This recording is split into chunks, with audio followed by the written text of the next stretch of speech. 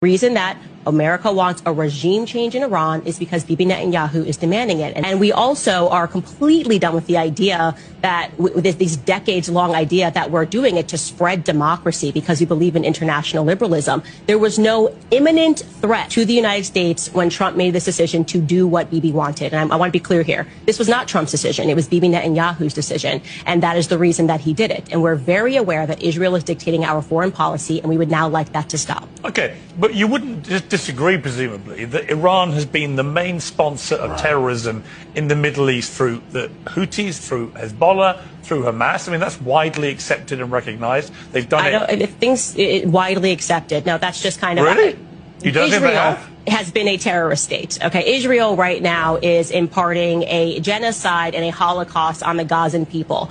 So I'm really over this idea like somehow Israel has the moral high ground and we have to get behind them. I didn't say because that. we got to go after the bad guys. So it's rich to me that people are concerned about Iran having nukes. But I'm concerned about Israel, who won't even admit that they have nukes, having nukes, while at the same time they are executing a genocide and a Holocaust in Gaza that the world is watching. So who's the bigger terrorist is the question. But when the leader of Iran says death to America, why doesn't that concern you? Why are they chanting death to America? Maybe it has something to do with just like killing 1 million Iraqi civilians, okay, because Bibi Netanyahu on a congressional stage and said there are weapons of mass destruction, and we took that to the bank and there actually were no weapons of mass destruction, so we just killed 1 million. It could have something, I could be crazy, it could have something to do with our actions in the Middle East. We know that Bibi Netanyahu funded the al-Qaeda adjacent front because he wanted to overthrow Syria. Bibi Netanyahu funded Hamas. There's footage of Bibi Netanyahu saying this stuff on camera. So it's just so ridiculous to me to pretend that they're in some predicament, that they may be eradicated soon, which is why they have to keep funding all of these terrorist groups and then pretending that they're victims of terror, when in fact they are people that are imparting it worldwide.